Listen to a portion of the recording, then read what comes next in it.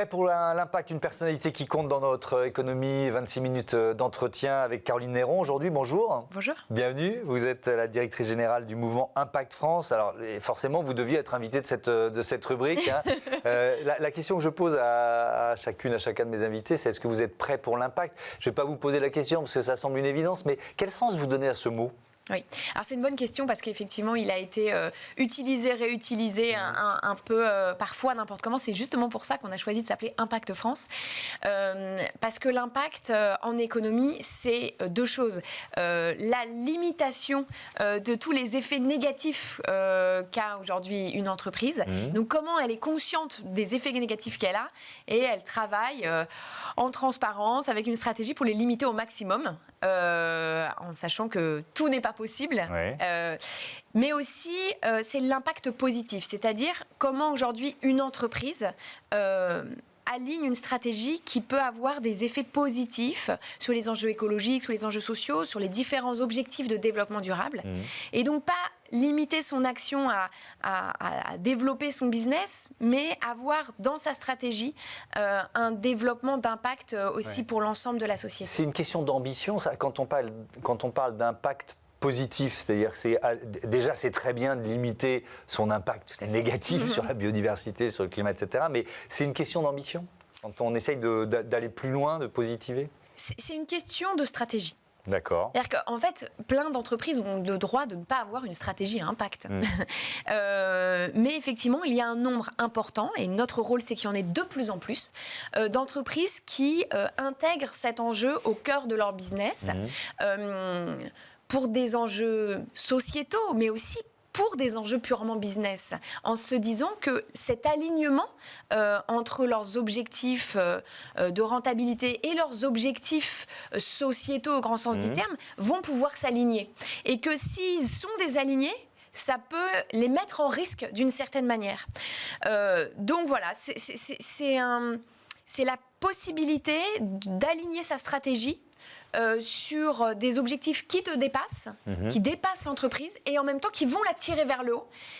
Des objectifs aussi qui lui permettent de voir loin. Et la question d'accompagner une vision qui te permet de faire autre chose que de driver ton entreprise au mois, mais peut-être penser à sa pérennité plus tard, c'est aussi une question qui tient à cœur de plus en plus aux entrepreneurs, aux dirigeants d'entreprise. Et alors, vous avez créé le classement Impact 40-120, donc c'est une façon de recenser, et puis j'imagine aussi justement de susciter des vocations, des startups, peut-être potentiellement des licornes à impact. C'est quoi? C'est une alternative au Next 40-120 déjà? C'est l'idée de départ? C'est exactement ça. Alors, dans l'impact, il y a effectivement des entreprises qui sont native, qui sont vraiment créées pour résoudre une problématique écologique et sociale, et notamment pas mal de startups qui sont plus ou moins bien repérées et qui ont pourtant une très haute valeur ajoutée.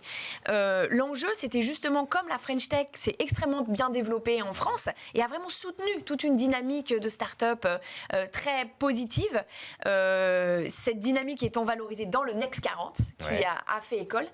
Mais là, on valorise quoi? Uniquement le chiffre d'affaires, la rentabilité, financière, etc. Le niveau des levées de fonds, la valorisation. Donc on dit, voilà, une licorne aujourd'hui, c'est 1 milliard de valorisation en France.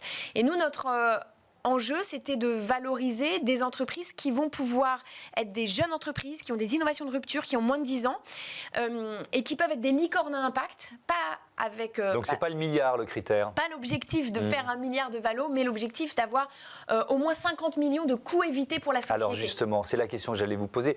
Comment vous les quantifiez, ça? Parce que c'est pas 1 milliard de valorisation, c'est facile. Hein. Alors c'est pas si facile. Non, mais bon, je dis pas que c'est facile. Polémique, je dis pas que c'est facile à atteindre. Oui, effectivement, vous avez raison. Mais comment on quantifie les coûts évités à la société, en fait? L'enjeu de l'Impact 40, donc, c'est de valoriser cette nouvelle génération de startups qui vont pouvoir devenir des licornes à impact. Et comment on les quantifie? C'est finalement assez simple, même si c'est après dans les détails ça peut être complexe, mais le principe est simple. Une entreprise comme May Santé qui permet aux parents dans les 1000 premiers jours de l'enfant d'avoir accès à un réseau de soins beaucoup plus facilement et d'éviter d'aller chez le médecin 3 fois par semaine comme chacun d'entre nous l'a l'a peut-être fait. On a peut-être fait, oui. De se retrouver aux urgences, à engorger les urgences pour pas grand-chose. Et ben, elle permet et elle évalue assez rapidement les coûts évités qu'elle a sur la société en remboursement de médecins, en engorgement des urgences. Et donc, elle valorise sa performance économique, mais aussi sa performance sociale via des coûts évités. Évidemment, on sait aujourd'hui que la tonne carbone a aussi un prix. Donc, pour toutes les entreprises qui permettent une décarbonation beaucoup plus rapide du pays, on sait les coûts évités qu'elles peuvent avoir. Et c'est de la même manière que Jean Pisani-Ferry évalue le coût de la transition pour le pays. On sait évaluer le coût évité de la transition par les entreprises qui s'engagent. Et ça rejoint les enjeux, vous étiez déjà venu en parler, de bilan extra-financier, de CSRD. On y consacrera un chapitre dans cette interview pour savoir comment l'Europe est en train ou non de détricoter ce levier. Je voudrais qu'on donne quelques chiffres sur ces startups à impact. Chiffres qui datent de 2023, 1142 startups à impact. C'est vous qui les fournissez, 32 000 emplois créés, 10 milliards de fonds levés depuis leur création. Est-ce que ça progresse en 2024, est-ce que vous avez déjà les chiffres de l'année passée ? Alors en fait, on va voir justement, parce qu'on va sortir le nouvel index Impact 40 à Change Now, donc le 26 avril, et on pourra voir justement si, dans un environnement où d'aucuns parlent un peu de backlash et de recul, on va en parler voir de ça aussi. Effectivement, il y a un recul ou pas. Nous, ce qu'on voit aujourd'hui, les signaux faibles nous montrent qu'il n'y a pas de recul de ces startups, parce qu'elles sont ancrées dans le réel, parce qu'elles ont justement eu beaucoup moins des valorisations qui parfois étaient un tout petit peu extrapolées, et qu'elles répondent encore une fois à de réels besoins. Elles sont dans quel secteur ? Le secteur de l'énergie, par exemple ? Il y en a beaucoup. Le secteur de l'énergie, mais aussi on a le secteur de la santé et des vulnérabilités. Donc on peut avoir le secteur de l'économie circulaire dont vous venez de parler. Bien sûr, on a des secteurs extrêmement divers finalement sur les enjeux de toute la palette finalement des enjeux écologiques et sociaux. Ce qui est intéressant, c'est de voir justement comme ça s'équilibre entre le social, par exemple, il y a aussi l'emploi et la formation. On a des belles startups aujourd'hui sur la formation, l'orientation, et l'enjeu écologique. Et ça nous paraît intéressant de le souligner parce qu'on a eu des moments presque d'affrontement ou de questions. Est-ce que l'écologie allait prendre le pas sur le social ou l'inverse ? Et on voit finalement que les problématiques de transition, elles concernent ces différents volets et qui vont ensemble et qu'on a des solutions qui grandissent. Un autre exemple, vous avez cité MySanté, mais un autre exemple peut-être, alors je ne sais pas, c'est vous qui choisissez dans le secteur de l'énergie, de l'économie circulaire, parce que finalement, là où c'est intéressant, c'est que ce sont souvent des entreprises qui ont un effet direct sur notre vie quotidienne, sur la vie quotidienne des Français. Exactement. Alors évidemment, on connaît tous l'application Phoenix sur le gaspillage alimentaire. Aujourd'hui, ils ont révolutionné Phoenix et Too Good To Go. Aujourd'hui, la question de traiter le gaspillage alimentaire, c'est non seulement une solution qui permet des coûts évités de carbone parce qu'on gaspille moins, c'est aussi une solution solidaire. Alors on a les deux aspects et aujourd'hui, c'est rentré dans le quotidien des Français. Et ce qui est intéressant, c'est de voir comment ces acteurs, évidemment, un grand acteur aussi qui va sortir cette année, parce qu'il aura plus de 10 ans de l'index, donc je peux en parler, c'est Back Market. De la même manière, il a révolutionné la consommation d'objets de réemploi. Donc, c'est concrètement des acteurs qu'on a intérêt à soutenir, à développer, parce que non seulement ils sont, ce sont potentiellement des champions économiques, mais aussi ils révolutionnent notre manière de faire et ils nous permettent de faire évoluer notre manière de consommer, de produire et de s'organiser en société. Est-ce que c'est une préoccupation féminine ? Je vous pose la question, et volontairement, pourquoi il me dit ça, mais parce qu'en fait, en préparant l'émission, je vois qu'il y a plus de femmes, finalement, qui sont à l'origine, qui sont dans les équipes fondatrices de ces startups à impact. Alors, c'est un indice qui a surtout montré la grande diversité des fondateurs de startups à impact.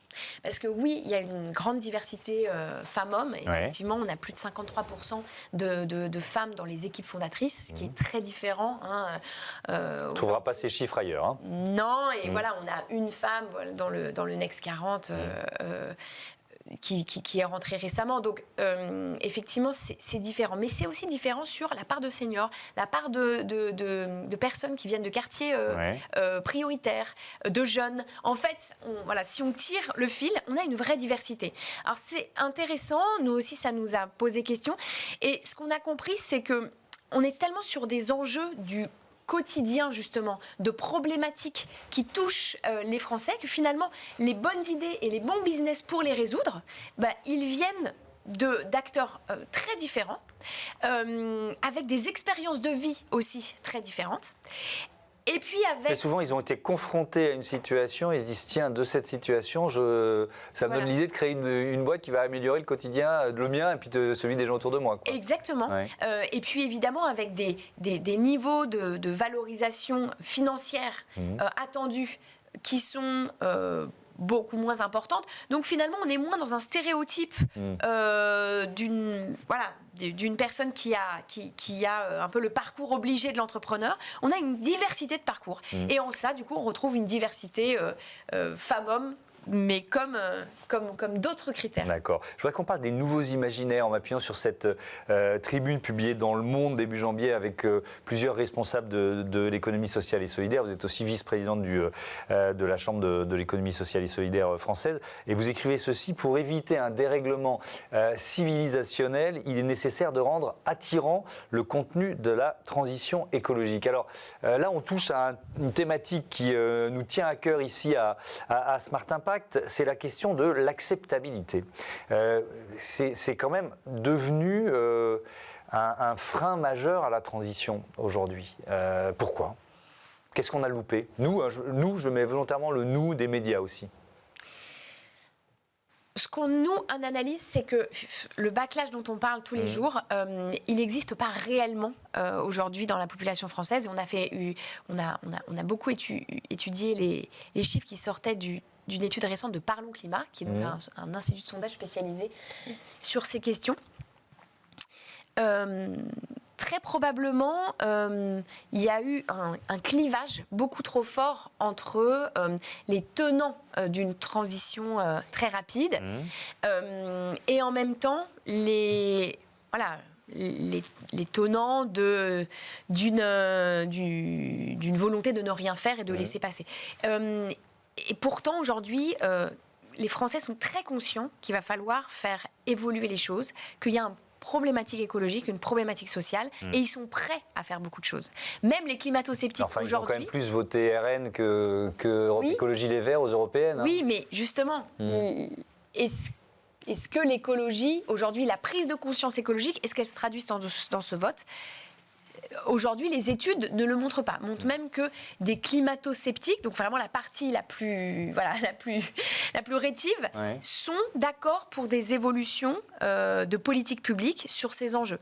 Donc, en gros, notre enjeu, c'est comment on rend ça désirable, mais possible. Et donc, sortir les citoyens, mais nous, pour notre côté, les entreprises, des injonctions contradictoires. Nous, on pousse les entreprises à voir loin, à avoir des stratégies à long terme et donc à accepter, à soutenir des dynamiques de transformation qui leur permettent de dérisquer aussi leur vie actuelle et future et de voir les opportunités. Parce et donc de ne pas forcément tenir compte, pardon de vous interrompre, mais de ne pas forcément tenir compte du yo-yo électoral parce que quand on voit la situation aux États-Unis, la guerre faite par l'administration Trump, il s'est entouré de pas mal de climato-sceptiques, Donald Trump, sur tous ces enjeux, notamment environnementaux et sociétaux d'ailleurs. Bon, les entreprises, elles font quoi ? Elles continuent de tailler leur route, même s'il y a un pouvoir puissant qui dit non, on arrête tout.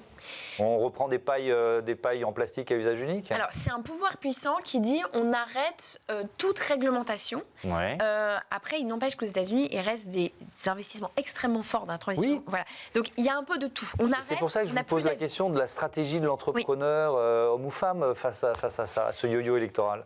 Il y a deux choses. Il y a comment aujourd'hui, justement, j'accompagne mon entreprise en toute transparence à regarder comment je suis pérenne et comment j'intègre la réalité du monde tel qu'il est pour accompagner la pérennité de mon entreprise. Évidemment, comme le disent plein d'investisseurs à qui on dit « Oh, vos fonds climat », la décarbonation, ce n'est pas une histoire d'hier, c'est une histoire de demain.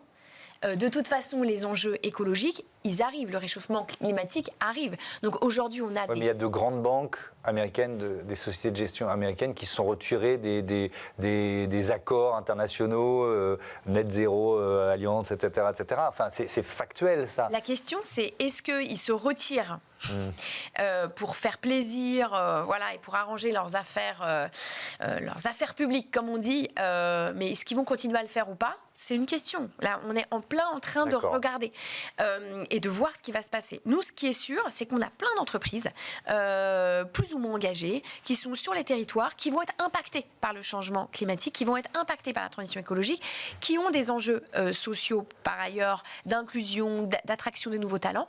Et donc, ces questions, elles ne fluctuent pas par rapport à l'actualité. Mais là, moi, vous prêchez un convaincu. Et donc, évidemment, notre enjeu, c'est de rationaliser et d'objectiver tout ça. Comment aujourd'hui... Mais il ne faut pas non plus sous-estimer le backlash dont vous parliez ou l'inquiétude d'une partie des électeurs. Parce qu'il y a un moment où si élection après l'élection, ce ne sont pas ces enjeux-là qui priment, il y a un moment où les politiques publiques finiront par tenir compte de ce que les électeurs disent. C'est là où vous avez raison. Oui. Il y a un enjeu hyper fort et c'est pour ça que nous, on garde une position très forte sur la voix et l'échange avec les acteurs publics.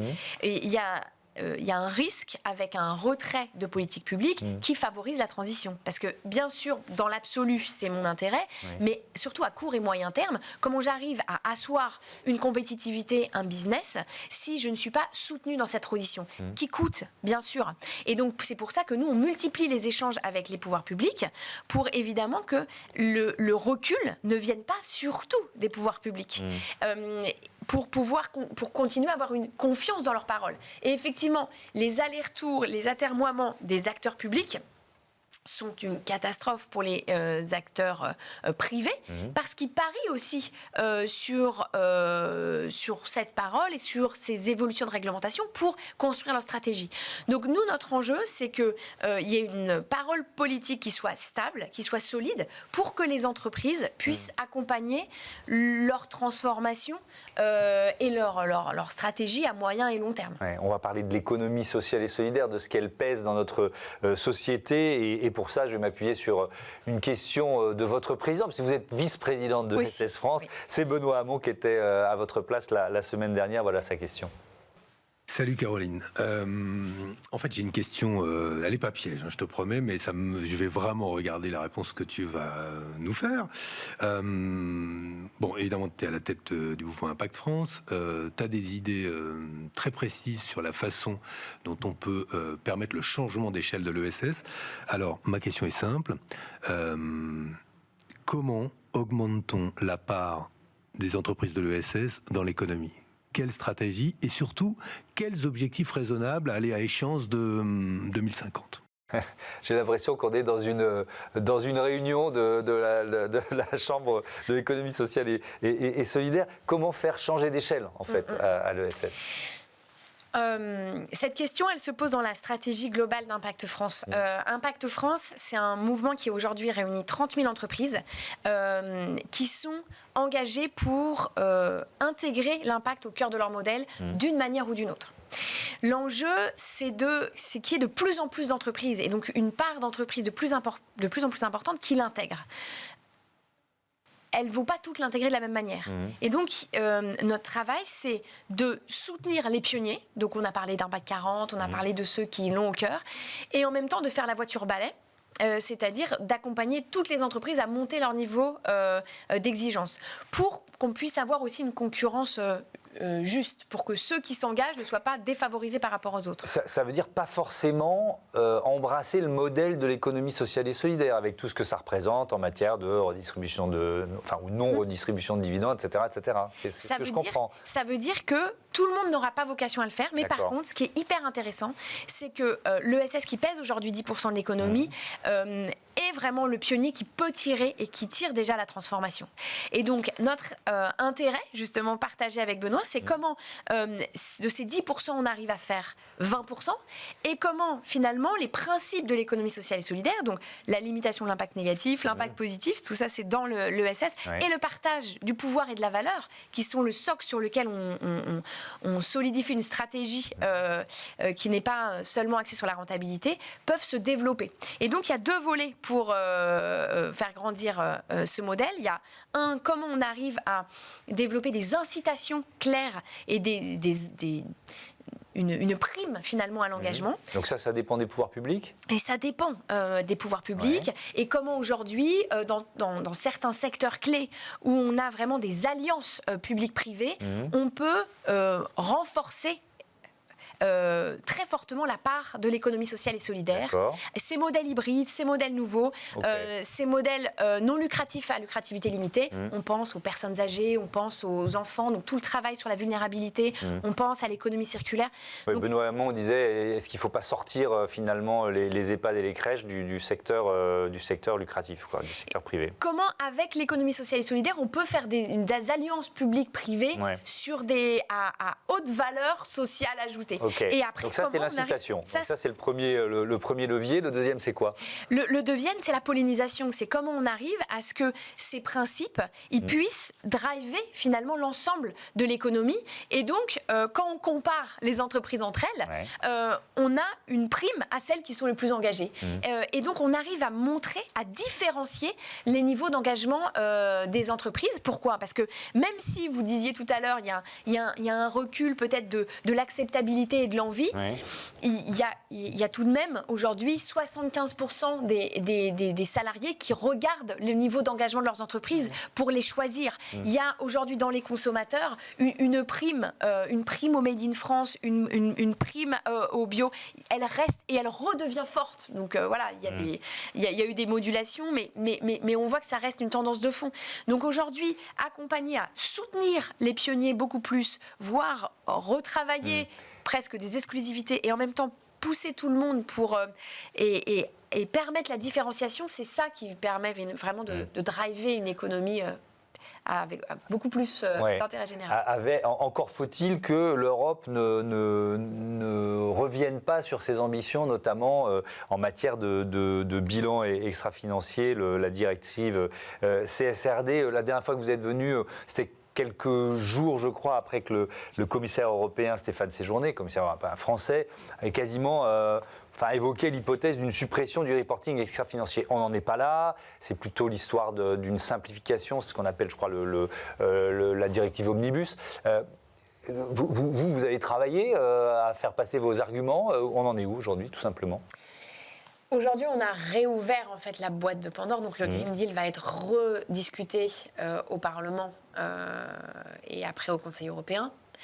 Donc aujourd'hui, on en est à rediscuter les contours du Green Deal. Donc avec un risque de recul, mais tout n'est pas perdu, c'est ce que... En fait, un risque avéré, donc ça sera de toute façon moins 10 ans par rapport à ce que ça a été. Le risque aujourd'hui est qu'il puisse faire table rase totale du Green Deal. Il existe encore ce risque. Il existe complètement. Il existe complètement parce qu'on peut avoir une alliance aujourd'hui. On a des climato-sceptiques qui se renforcent, une extrême droite qui se renforce au Parlement. Et donc le risque, il existe et il existera jusqu'à la fin de l'année. La question aujourd'hui, qui est posée à l'Europe.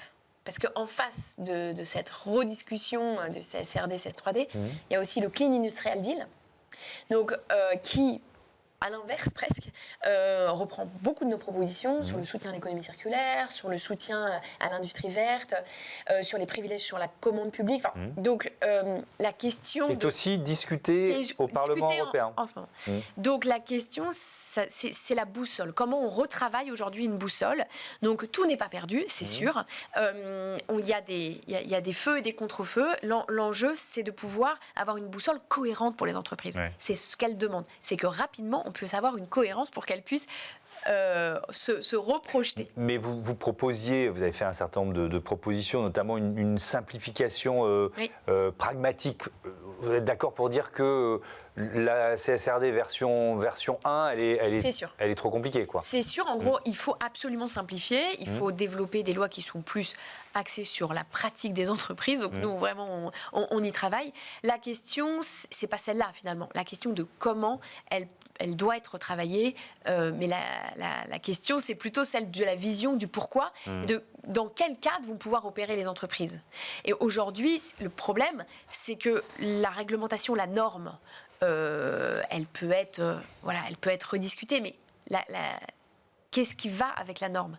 Comment on protège les entreprises? Comment les entreprises qu'on incite à avoir des normes écologiques et sociales de meilleur niveau, ce qui est sûrement finalement très accepté par les citoyens et voire demandé par les citoyens, comment ils peuvent être protégés et donc pas en concurrence? C'est la question du Mercosur, c'est la question de la concurrence avec internationale. Est-ce qu'on peut aligner les normes de la concurrence ou pas? Donc, est-ce qu'on se tire une balle dans le pied quand on monte nos normes? La deuxième question, c'est celle de l'investissement. Et aujourd'hui, on voit des milliards en Chine, mais aussi aux États-Unis encore, sur l'investissement vert, sur l'innovation verte, sur l'innovation sociale aussi. Comment aujourd'hui on est en capacité de monter le son sur ces sujets? Merci beaucoup Caroline Néron et à bientôt sur Be Smart for Change. On passe tout de suite à notre rubrique innovation.